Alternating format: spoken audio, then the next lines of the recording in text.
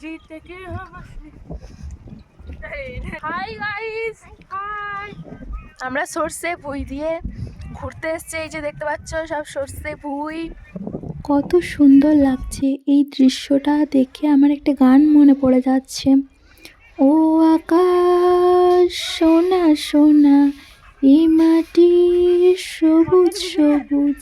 তো দারুণ লাগছে। আমাদের বাড়ির পাশেই সর্ষে ফুলের গাছ, মানে আমাদের মাঠের ধারে বাড়ি আর কি।